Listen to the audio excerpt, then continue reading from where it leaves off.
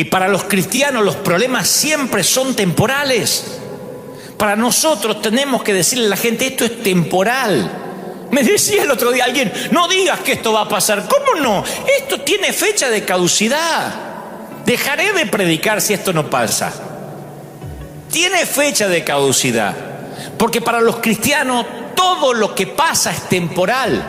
Y las bendiciones para los cristianos son eternas. Grábatelo. Los problemas para los que creemos en Cristo son temporales y las bendiciones son eternas. Para los ateos las bendiciones son temporales y los problemas son eternos. Para el que no tiene a Dios, el auto de alta gama es temporal. La casa, la mansión en Beverly Hills es temporal. Hubo un príncipe que se contagió el coronavirus. O sea, es príncipe, vive en un palacio, sangre real, linaje sanguíneo azul. Y todo es temporal. Su problema es eterno. En cambio nosotros podemos tener problemas temporales, pero las bendiciones son eternas. Mi querido, para Dios no hay callejones sin salida en sus mapas. No hay puntos muertos en su voluntad. No hay calles ciegas en su guía. La muerte es solo una sombra, aunque ande en valle de sombra. Me encanta eso, aunque ande en valle de sombra de muerte. Sombra de muerte. Fíjense lo quirúrgico que fue David. No dijo aunque ande por la muerte, dijo la sombra de la muerte. Siempre cuento de que cuando yo era un chiquito tenía terror de que vayamos a visitar a mi tía Josefa. Pobre, la hermana de mi mamá, que vivía en una casa chorizo, esas casas de Argentina que se le dice casa chorizo porque son casas largas donde son todas habitaciones conectadas por un pasillo. Yo tenía terror porque al fondo del pasillo estaba el baño y cuando se hacía de noche en esa casa, ¡ay! La noche era un lugar fatídico, lleno de sombras aterradoras que parecían que escondían horrores impensables. Y durante las horas del día yo veía claramente que no había peligro, no había ningún monstruo acechando en ese pasillo. Pero tú sabes lo que la oscuridad le hace a ciertos lugares. La oscuridad a ciertos lugares los distorsiona. Y la oscuridad convierte a veces al lienzo en algo feo. Se convierte en un lienzo para la imaginación. Uno puede ver sombras, cosas extrañas. La buena noticia es que las sombras son únicamente la refracción de la luz. Pueden asustar, pero no te pueden hacer daño. Por eso dice David, aunque ande en valle de muerte, de sombra de muerte. Mientras un hombre conducía a casa, después del funeral de su esposa, él y sus hijos estaban agobiados por el dolor. Habían enterrado los chiquitos a su mamá, la mujer de su vida.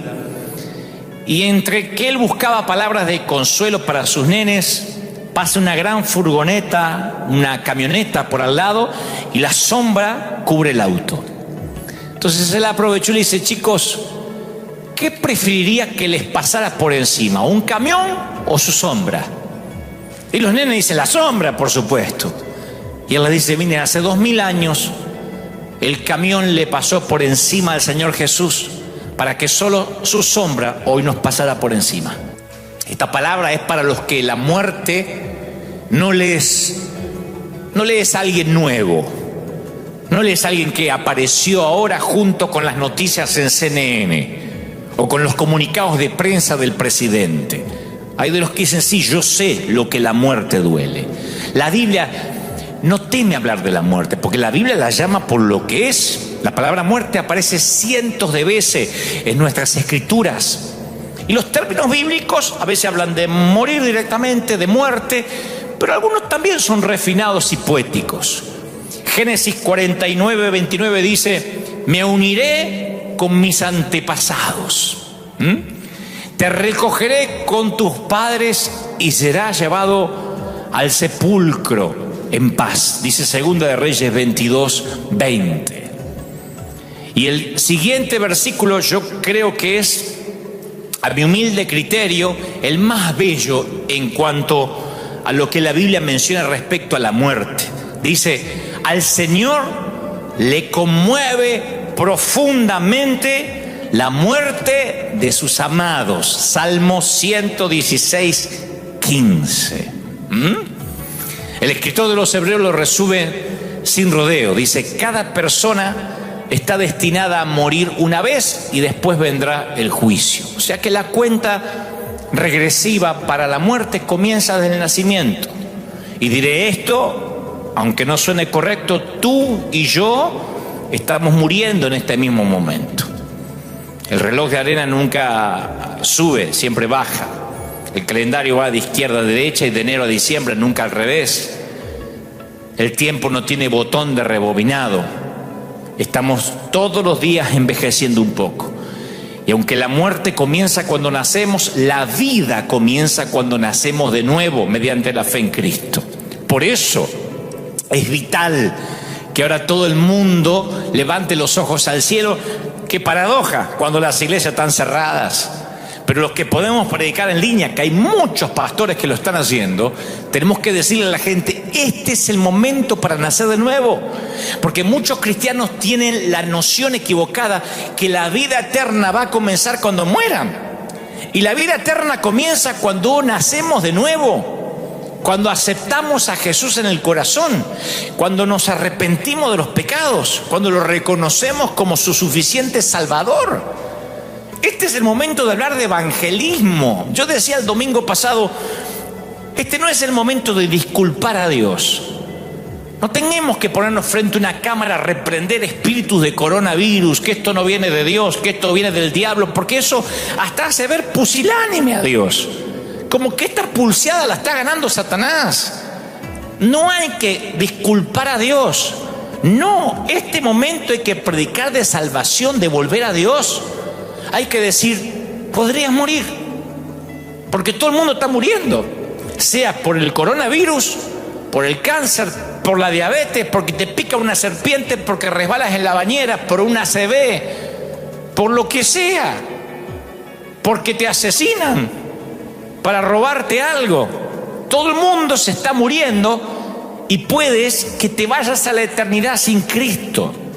Por eso Jesús lo define de esta manera. Él dice, la manera de tener vida eterna es conocerte a ti y al único Dios verdadero y a Jesucristo, a quien tú enviaste a la tierra, dice Juan 17:3. O sea, que si conoces a Dios a través de Jesucristo, entonces empiezas a vivir la vida eterna ahora mismo, aunque no hayas muerto físicamente. Y eso es lo que tenemos que decir. Y que si experimentas la vida eterna ahora mismo, la muerte no es más que una interrupción de una vida que no tiene fin. El Nuevo Testamento está lleno de pasajes que transmiten esta perspectiva positiva y transitoria acerca de la muerte. Jesús se refiere a la muerte así, dice, los ángeles, le voy a decir cómo Jesús literalmente se refiere a la muerte. Los ángeles lo llevaron a estar con Abraham. Lucas 16:22. Los ángeles lo llevaron a estar con Abraham. No dice murió y en medio del dolor y el trance. No, los ángeles lo llevaron. Como quien se toma un bus. Jesús le dice al ladrón que se arrepintió y que murió a su lado, te aseguro que hoy estarás conmigo en el paraíso. Hoy. Ni siquiera que vas a estar por ahí dando vueltas como un alma en pena o que vas a pasar por el purgatorio. Hoy estarás conmigo en el paraíso. Pablo lo define como estar fuera del cuerpo terrenal, en el lugar celestial con el Señor. 2 Corintios 5:8. O sea que Jesús describe la separación de la muerte como algo meramente temporal. Él dijo, ya dentro de poco no me verán más, pero después me van a ver de nuevo. Juan 16:16. O sea, la muerte no es algo que haya que temer, sino un viaje que se inició al nacer. El problema no es esta muerte, sino la segunda muerte. No me voy a poner muy teólogo ahora, porque sé que hay mucha gente que por primera vez están oyendo esto. Pero hay una última forma de muerte, la segunda muerte, que es la exclusión total de Dios. Yo no quiero tratar de empobrecer más tu día, no quiero entenebrecerlo más, no quiero que sientas que tu día se va a hacer más miserable que a lo mejor la desesperanza que ya tienes. Pero para muchas personas la muerte es el temor final y es la gran incertidumbre. Cuando alguien muere, por lo general oímos que mucha gente dice, no, es que está en un lugar mejor. Pero antes de que murieran tratamos con toda la fuerza de orar para que no se vaya a ese lugar mejor. O sea, se fue a un lugar mejor, pero siempre estamos orando para que no se vaya. Eso es porque hay incertidumbre. Woody Allen, el famoso actor, dijo alguna vez, yo no quiero vivir en los corazones de mis compatriotas. Porque le dijeron, si mueres heroicamente, vivirás en los corazones de tus compatriotas. Y él dijo, no, yo lo que quiero vivir es en mi departamento. Yo creo que nadie tiene ganas de inmolarse, porque siempre tratamos a la muerte como la peor palabra obscena. Y en lugar de decir simplemente, él murió, es como que introducimos un surtido de eufemismos.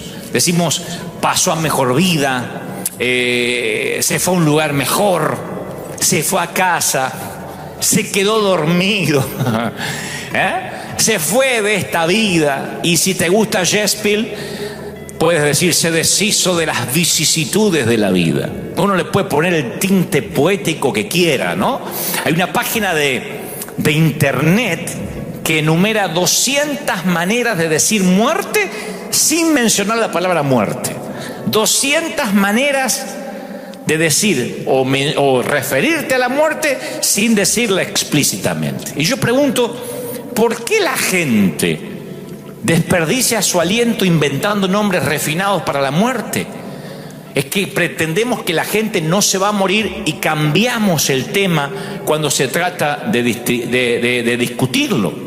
Y luego los despachamos de esta vida en corredores de hospital blancos, esterilizados, asépticos, sacándolos de casa rápido de lo familiar. En Italia veíamos esta semana camiones militares llevando a cientos de cuerpos para cremar, y obviamente nos espanta ver eso. Veíamos que no hay lugar, no hay la típica, no está el típico desfile de funerarias, no está el típico entierro, sino que se los coloca en camiones militares como en los tiempos de la Segunda Guerra Mundial. Y la mayoría de nosotros, cuando ve eso, hace todo lo posible para evitar que nuestros ojos no vean la realidad de la muerte. Hay un querido amigo que hace poco yo le conté, le dije, mira lo que está pasando, me dice, no quiero hablar, no quiero pensar en la muerte. Por eso Joseph Bailey dice que la muerte es el gran nivelador de los poderosos y de los humildes. La muerte no tiene favoritos y por sobre todo no hace tratos. Ahora ustedes dirán, pero esto no me está alentando. Yo sé que hay gente que está diciendo, esto no me alienta. Yo llamé a mis seres queridos para que te vean ahora en vivo y no los estás alentando. Pero sí, yo quiero que me dejes avanzar, porque esta es la forma en que la gente se está volviendo a Dios. Yo quiero que tengas en cuenta esto como aunque sea una terapia de shock. El mismo día que en Italia, como pasó, si no me equivoco, creo que el viernes o ayer sábado, en el mismo día que en Italia mueren 890 personas por este virus, 26.263 personas murieron de cáncer, 24.641 murieron de enfermedades cardiovasculares, 4.000 personas, 4.300 para ser exactas, murieron de diabetes. Incluso los suicidios fueron 28 veces superiores a las muertes por este virus. Los mosquitos matan 2.740 personas al día. No estoy inventando. Los mosquitos matan 2.740 personas al día.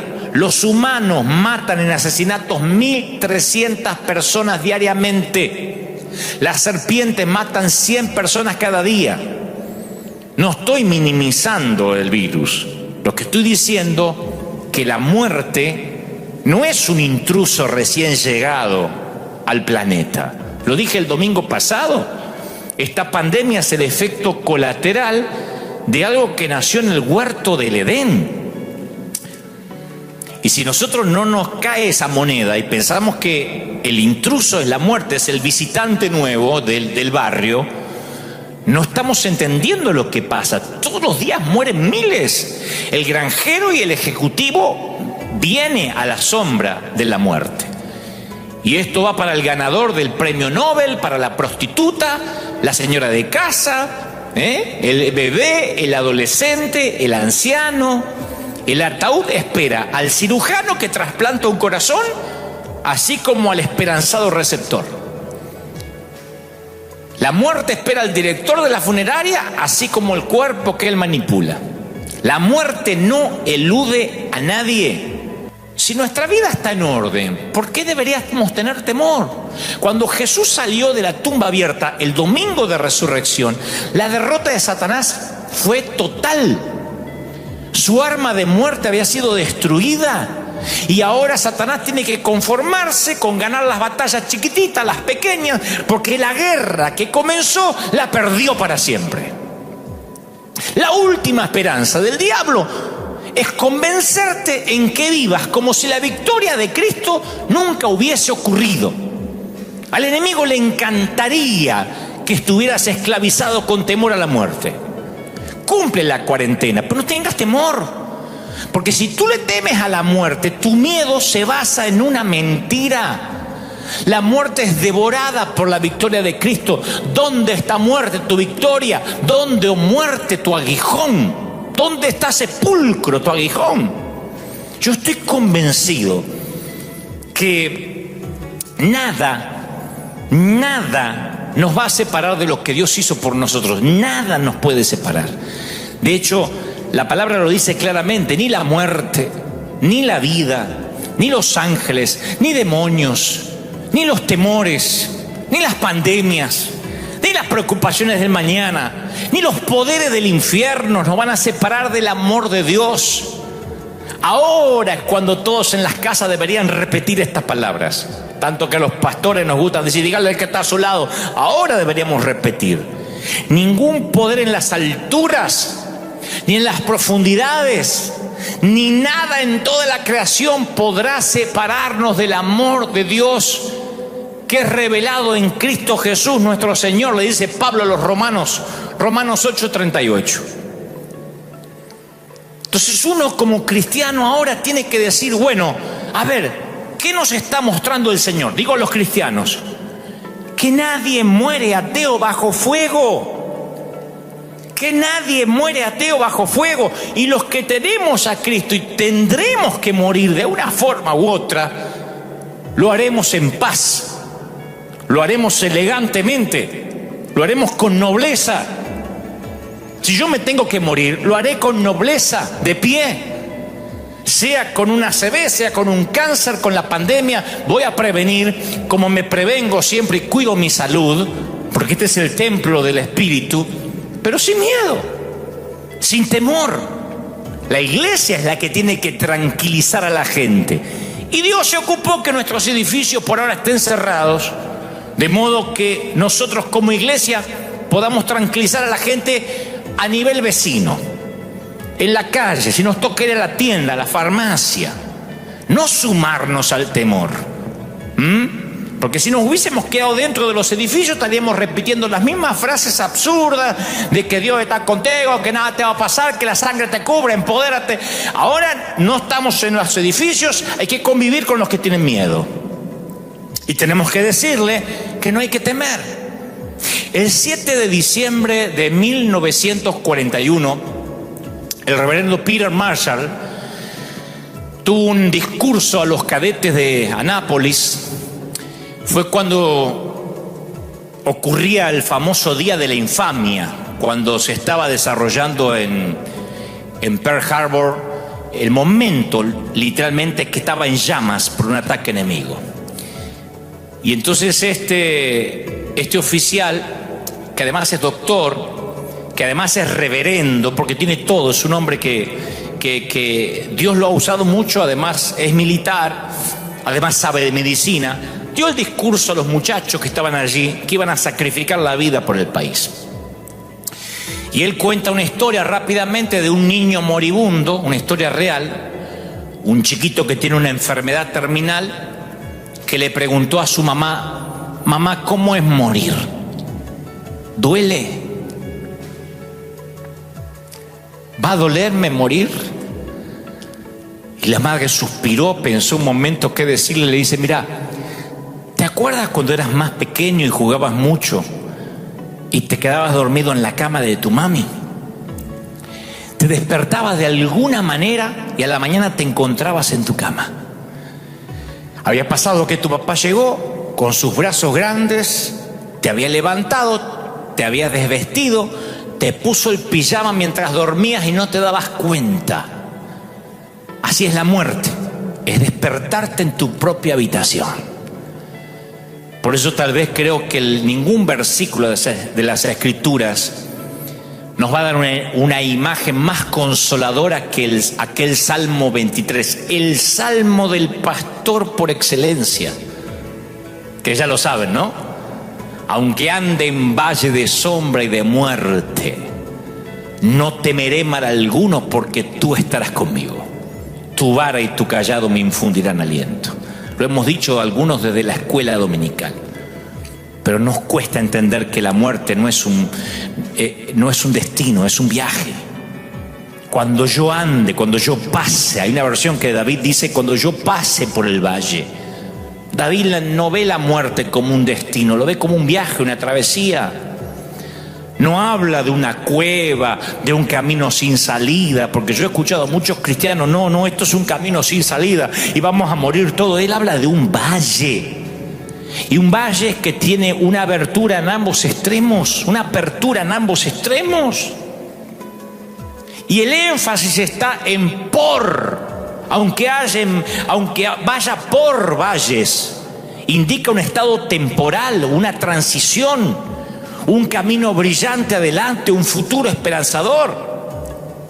Y para el cristiano, la muerte no es más que una sombra. La muerte es una sombra. Y esto lo tenemos que saber los cristianos, porque yo sé que me escuchan muchos que ya tienen al Señor. Pero a mí me preocupó mucho que en las redes me decían: danos esperanza, ¿qué va a pasar? Esto es el apocalipsis, ya viene el anticristo. Sea lo que sea, sea que pase lo que pase, no deberíamos preocuparnos los que tenemos al Señor. Me han dicho: no le des de comer a la gente porque te arriesga, no sirve de nada que les des de comer. Yo digo: ¿de verdad? Habría que acuñar esa frase: no sirve de nada que les des de comer. ¿De verdad? Hay chiquitos que se mueren de hambre en este momento, están en cuarentena y no tienen comida. Le vamos a explicar: no te puedo llevar comida porque porque soy pastor y me dejan salir, pero no te llevo comida porque, ¿sabes qué? A ver si me contagio. ¿De verdad? David dice: aunque ande en valle de sombra, nunca estás solo. Dice David: tú estás a mi lado, dice el Salmo 23. Y algo extraño pero sutil ocurre en el Salmo 23 a partir del versículo 4. Algo sutil. No sé si te has dado cuenta, pero un editor o un escritor se da cuenta. El modo de narración cambia. La manera de narrar cambia. De pronto él, tercera persona, se convierte en tú, en segunda persona. En los primeros 3 versículos, David se refiere al Señor en tercera persona: me hará descansar, Él me renueva, Él me guía. Y sin embargo, abruptamente, la tercera persona se convierte en segunda persona y David dice: tú estás a mi lado. Él deja de hablar del pastor y comienza a hablar con el pastor. Es como que hasta ahí venía hablando de Dios, y en medio de la sombra se da cuenta que Dios está justo ahí. Entonces dice: no temeré porque tú estás a mi lado. Como muchos ministros que por año hablamos de Él en tercera persona, pero ahora tenemos que decir: Dios está acá, y hablarle a Él. Yo veo el Salmo de David y veo que una tesis se convierte en una conversación íntima. Está hablando de Él, está dando una suerte de conferencia en un seminario bíblico. Pero de pronto dices, tú estás aquí. Y esto tiene sentido únicamente si caminaste por el valle de muerte, de sombra de muerte.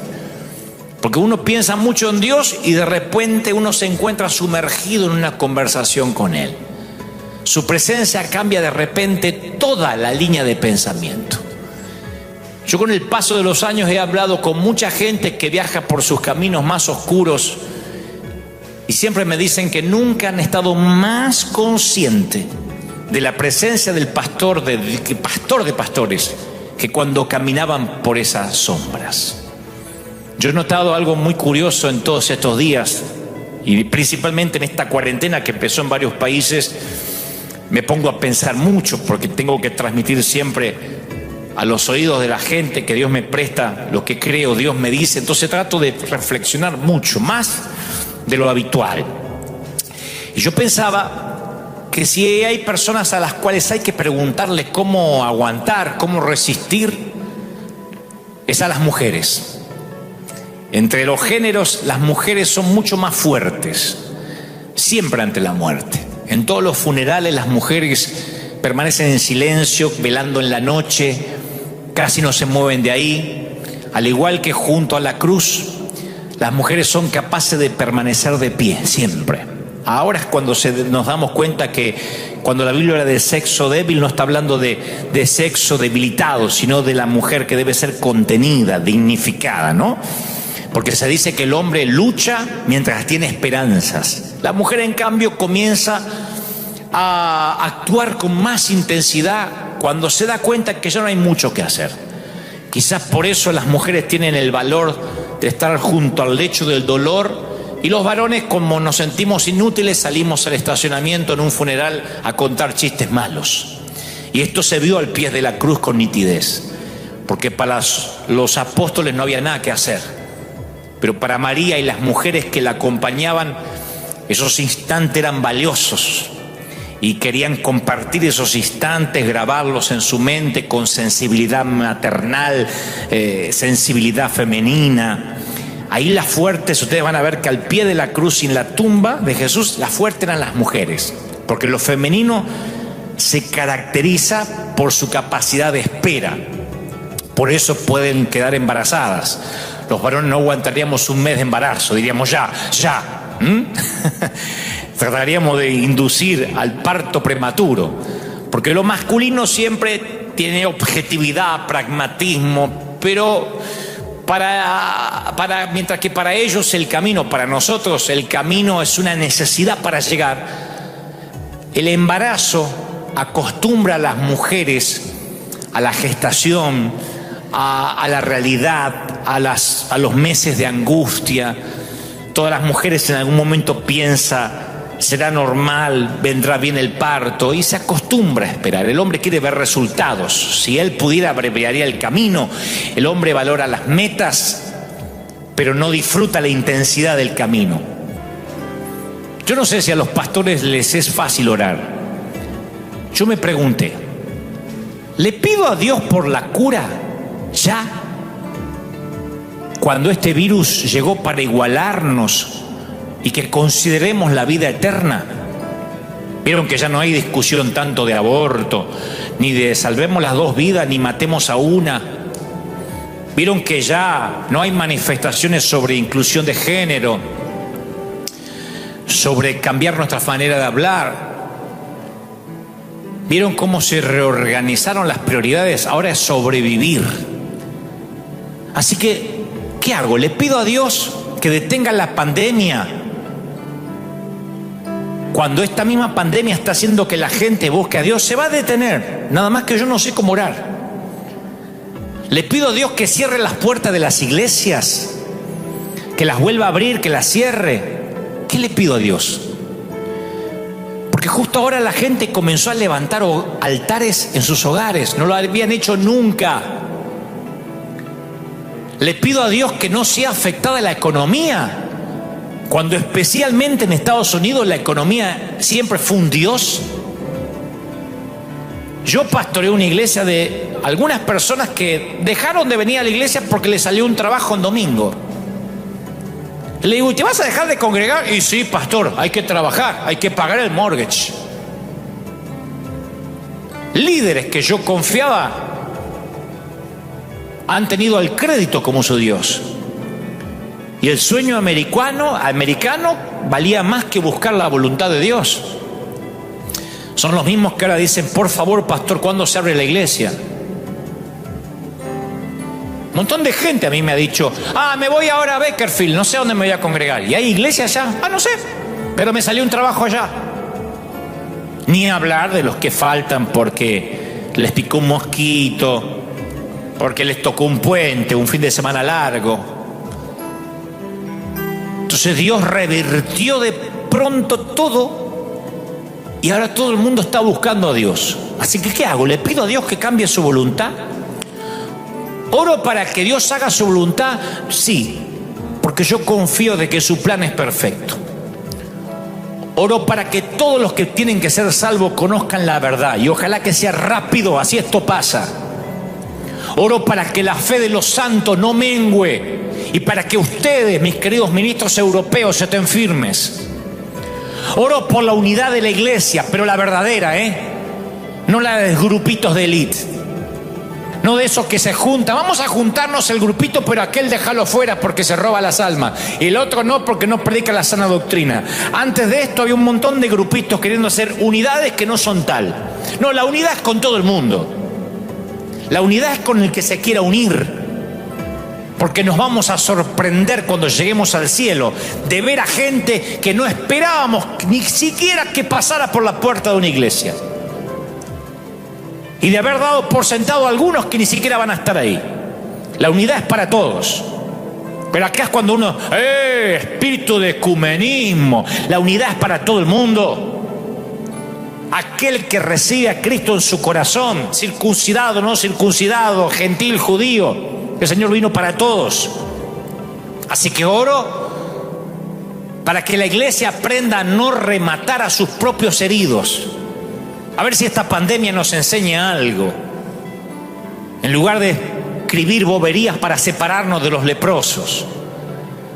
Oro para que esta pandemia nos sirva de verdad para sostener a nuestros heridos. ¿Quién sostiene a los pastores que pecan? ¿Quién los sostiene a aquellos que tienen matrimonios disfuncionales?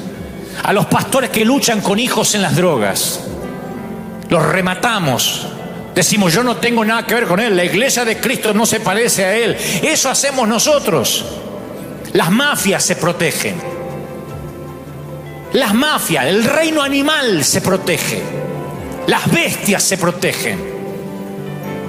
Y en medio de una pandemia a lo mejor empezamos a entender que todos, independientemente si nos caemos bien o no, estamos haciendo lo mismo, predicando el evangelio. Todos. Y usa a grandes teólogos como esos que están del otro lado y a burros como este servidor. Así que lloro porque la pandemia nos enseña unidad de la de verdad. Nadie muere ateo bajo fuego enemigo. Pero también me dijo este veterano, y siempre el que está a tu lado es tu amigo, no importa si es negro, blanco, amarillo. Siempre es tu hermano de sangre. En una guerra se genera una hermandad tan grande que no hay diferencias, no hay peleas. ¿Qué pasaría si yo te prometiera que podemos cambiar para siempre la manera en que miramos la muerte y quitarla de la categoría del temor? Especialmente los que decimos que creemos en Dios. Yo creo que la muerte está ocupando mucho espacio en tu armario, en tu closet de ansiedad. La idea de enfrentarte a la muerte, yo pienso que está ocupando demasiado espacio que no debería ocupar. Te está hipotecando el futuro, te está arruinando el presente, que es lo único que tienes, porque es tu único capital, el hoy. Y cuando la muerte nos causa temor, enfrentarse con eso desconocido asusta, inquieta.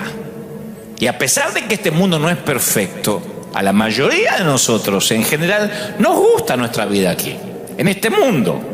Yo una vez hice una encuesta aquí y dije, ¿cuántos tienen ganas de irse al cielo? Me levantaron todas las manos, los miles. ¡Amén!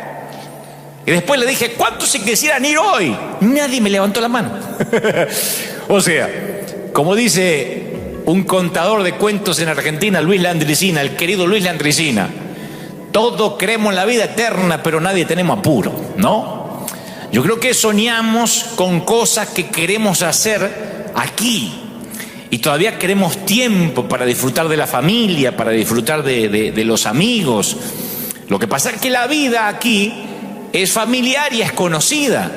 Pero hay mucho acerca de la eternidad que es desconocido y eso nos inquieta. Es más, yo tengo que ser honesto y decirte que hasta hace unos pocos años yo tampoco pensaba mucho en el cielo. Y mucho menos anhelaba irme ahora. Yo decía, no, yo tengo cosas para hacer, aparte tengo la vida por delante. Como yo siempre bromeo con nuestra congregación, apenas tengo 30 y tantos años, porque yo no cuento la edad que ya viví, sino los años que me quedan. Sin embargo, empecé a pensar mucho en la muerte cuando mis hermanos fallecieron. Mis hermanos, uno de 46, casi para 47, partió con un infarto fulminante. Y la partida de mi mamá a la eternidad, 40 años de que después Dios la sanó, Dios le regaló 40 años de salud a mi mamá. Allá en el año 1975 Dios la sanó de cáncer. Me la regaló 40 años y cuando se la llevó me obligó a contemplar mi propia mortalidad. Porque yo también pensaba que nadie se iba a morir en casa. Estamos acostumbrados a la vida, nacer es normal, respirar lo es, reír, abrazar, besos a la hora de ir a la cama es normal. Pero no fuimos hechos para decir adiós. El plan original de Dios no tenía despedidas. Nada de última exhalación, de crematorio, de último latido del corazón. El plan original de Dios decía nada de virus, nada de mocos que pueden contaminarte, nada de mascarillas o tapabocas. La muerte es el intruso en la historia, desde el huerto del Edén. Pero esto no es que yo estoy cambiando el mensaje ahora, lo decimos cada domingo. La muerte es el intruso de toda la vida. El polizonte en nuestro barco, el que no encaja. ¿Por qué Dios habría de darte un compañero de vida para luego llevárselo? ¿Por qué Dios va a llenar una cuna para luego vaciarla? Me lo preguntan a diario, los mismos que se congregan aquí en River Arena. No importa cómo lo pongas, el adiós no tiene sentido. Y para algunos la palabra Dios es el desafío de su vida. Porque pasar por esto es pasar por tiempo de soledad, de pena. Yo sé que hay gente que tiene ahora la esperanza drenada. Se le drenó la fortaleza. Hay gente acá que me está mirando en cualquier parte de Italia, que hablaré de eso en unos momentos, a Argentina, a México. Ahora no hay países que estén escapando a esto. Y yo sé que hay gente que no le pasa esto ahora, que ya hace años que duermes solo en una cama para dos, que te mueves por tu casa en medio de un aplastante silencio, o que te sorprendes pronunciando su nombre o tratando de tomarle la mano por la noche buscándolo en la cama cuando ya no está. Yo estoy hablándole a la gente cuya muerte inesperada de un ser querido te agotó el espíritu. Y te sientes aislado como si estuvieses en cuarentena mucho antes que lo determinaran los gobiernos. Me escribió esta semana una dama que me dice: Dante, antes que mi presidente decretara la cuarentena, yo ya vivo en cuarentena hace años. Salgo nada más a la tienda o al mercado a comprar lo que necesito, pero tengo una cuarentena en el alma.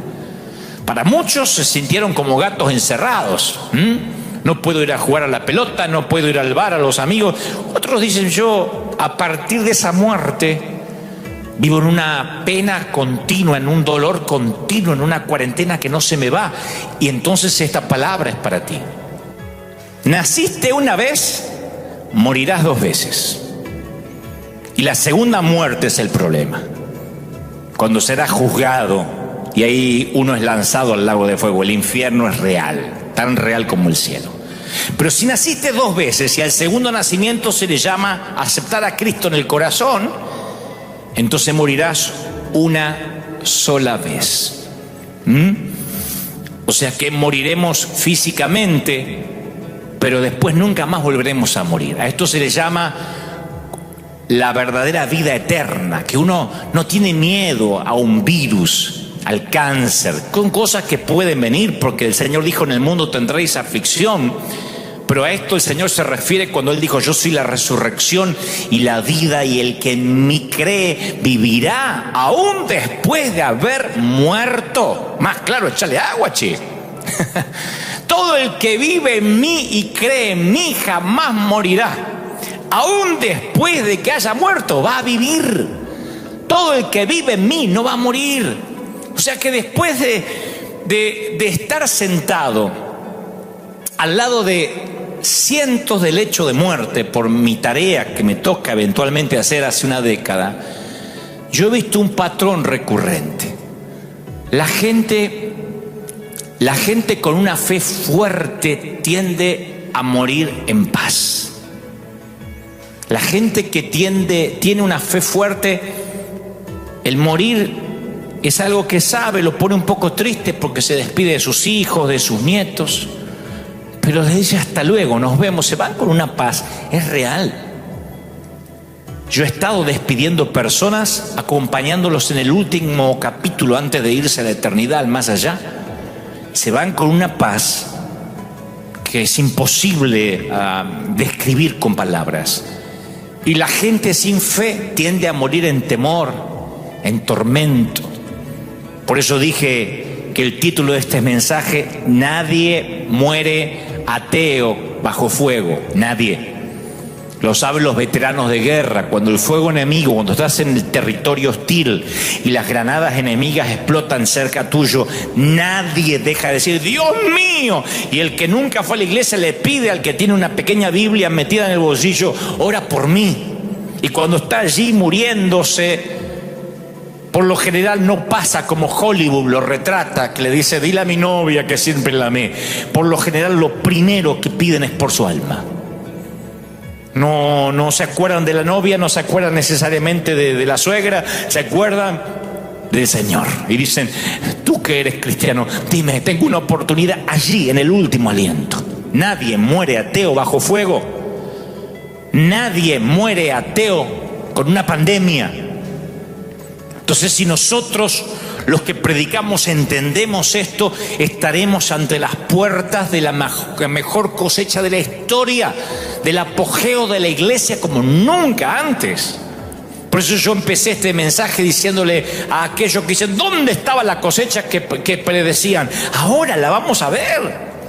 Yo oí una historia acerca de un hombre que va al médico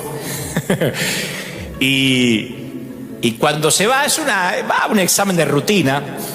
El médico le dice: mire, después que tenga los exámenes yo lo voy a llamar con los resultados. Y un par de días después el médico lo llama, le dice: mire, caballero, tengo los resultados y tengo que darle algunas malas noticias. Entonces el hombre se pone pálido y le dice: bueno, dígame, estoy sentado, dígame. Le dice: bueno, tiene 24 horas de vida. ¿Se imaginan cómo recibe la noticia el otro hombre, no? Y dice: no me digas. Y dice: sí, pero tengo una noticia peor. Y le dice el caballero: ¿y qué puede ser peor? ¿Qué puede ser peor que tener 24 horas de vida nada más? Y dice: es que estoy tratando de llamarlo desde ayer. Y llamadas como esa ocurren no solo en los chistes malos. Hay un montón de médicos haciendo llamadas similares todos los días con noticias fatales. Todos los días.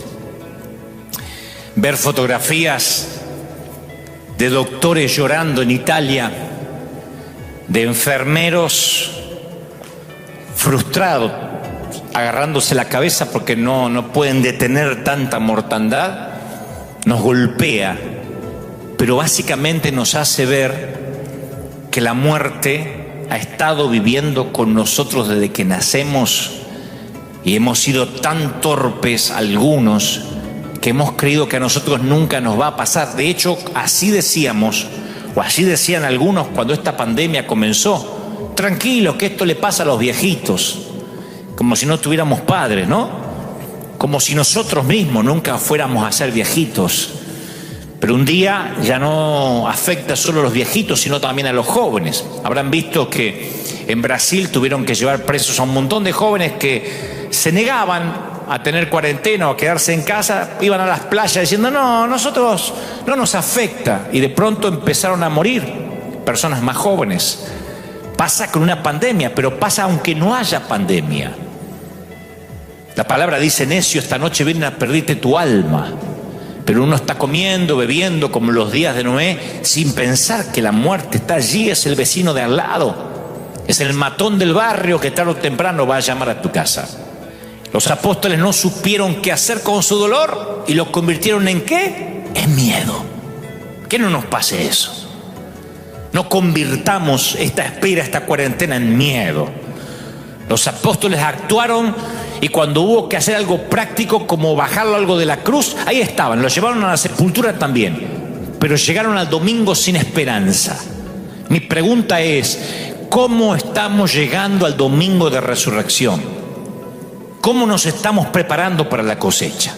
Las mujeres compartieron el Gólgota con tal intensidad que fueron las primeros testigos de la resurrección.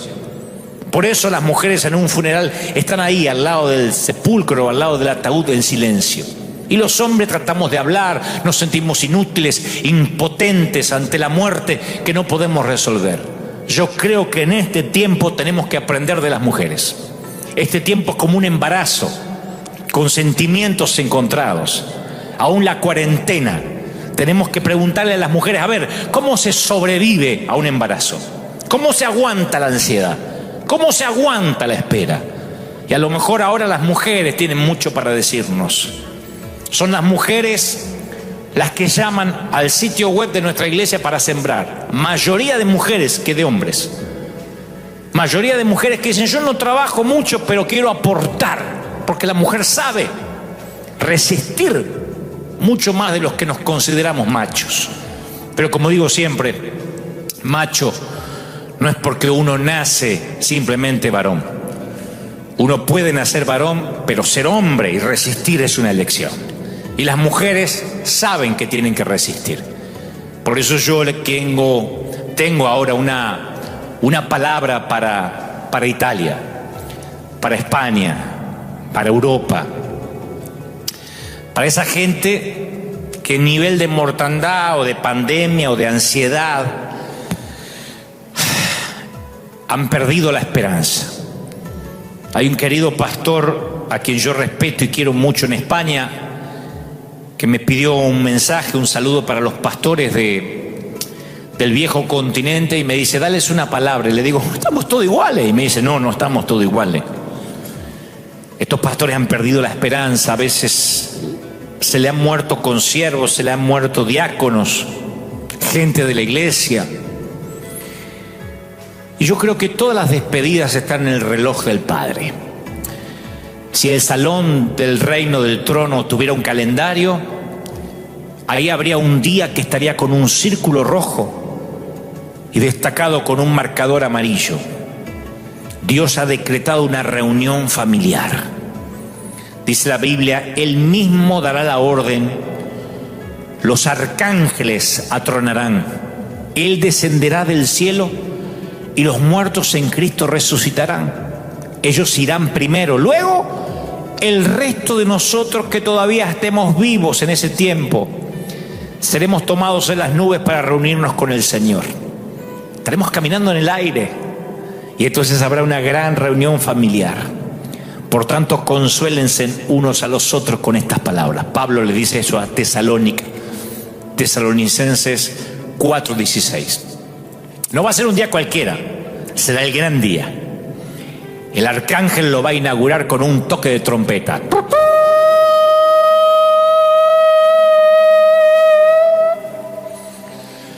y miles de ángeles van a aparecer en el cielo.